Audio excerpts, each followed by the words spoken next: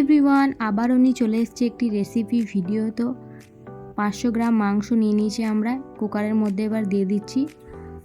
এর পাশাপাশি আমরা চানার ডাল নিয়ে নেব। চানার ডালটি 100 গ্রাম নিয়েছি, সেটিও কুকারের মধ্যে দিয়ে দিচ্ছি। এরপর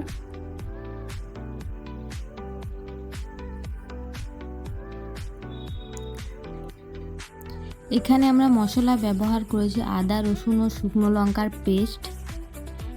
এখানে আমরা আদা রসুন ও শুকনো লঙ্কার পেস্টটি 2 চামচ ব্যবহার করেছি এবং গোটা গরম মশলা ব্যবহার করেছি। এর পাশাপাশি আমরা দিয়ে দিচ্ছি 2 কাপ জল।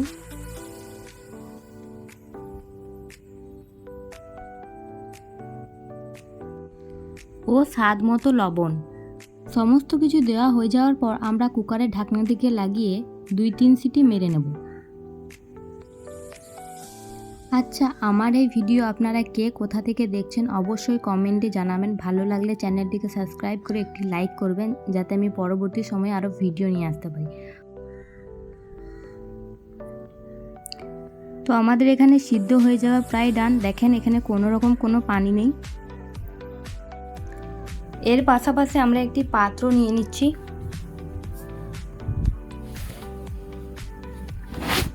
পাত্রর মধ্যে সমস্ত কিছুকে বের করে নিতে হবে এবং 5 থেকে 7 মিনিটের জন্য ছেড়ে দিতে হবে ঠান্ডা হওয়ার জন্য।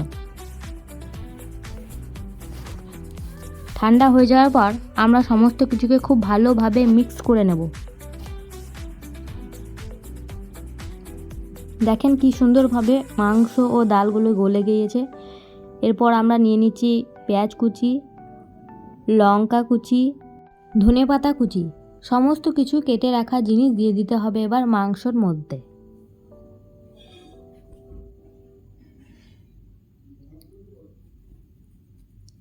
এখানে আমি মশলা ব্যবহার করেছি জিরে গোলকি গুঁড়ো, হলুদ গুঁড়ো, লঙ্কা গুঁড়ো।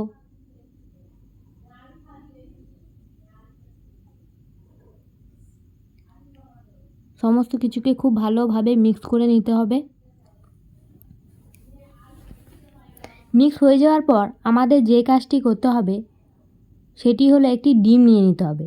ডিমটিকে মাংসর মধ্যে ভেঙে দিয়ে দিতে হবে ও মাংসের সঙ্গে ডিমটিকে খুব ভালোভাবে মিক্স করে নিতে হবে।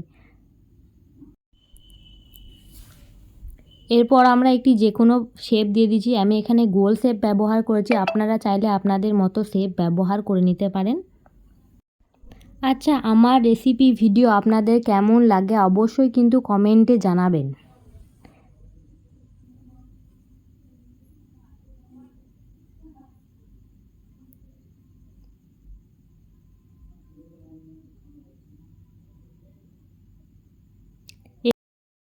এরপর আমরা গ্যাসটিকে অন করে এর মধ্যে চাপিয়ে দিচ্ছি তাওয়া।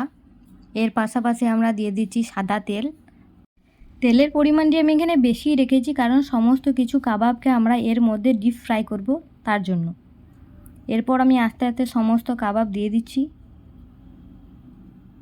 আপনারা চাইলে তেলের পরিমাণটা কমও ব্যবহার করতে পারেন। আমাদের বাড়ির প্রত্যেকে ডিপ ফ্রাই পছন্দ করে, এই জন্য আমি ডিপ ফ্রাই করছি। আপনাদের বাড়িতে যদি সাদামাটা খাবার খায় সবাই, তো আপনারা তেলের পরিমাণটি কম করে তাওয়ার মধ্যে সামান্য পরিমাণ তেল নিয়ে কাবাবটি বসিয়ে বসিয়ে করতে পারেন।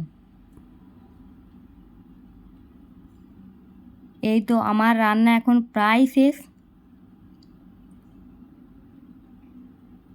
আপনারা আমার এই দেওয়া রেসিপি চাইলে একবার বাড়িতে ব্যবহার করবেন, দেখবেন আপনার প্রশংসা প্রতিটি বাড়ির মেম্বারের কাছে হবে। চলেন তাহলে সময় নষ্ট না করে এবার একে একে এগুলিকে তুলে নেওয়া যাক।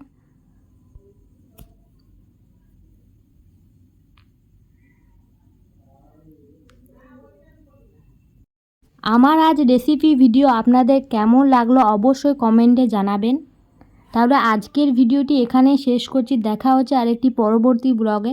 এখনকার জন্য টাটা। সবাই ভালো থাকবেন এবং চ্যানেলটিকে সাবস্ক্রাইব করে আমার পাশে থাকবেন।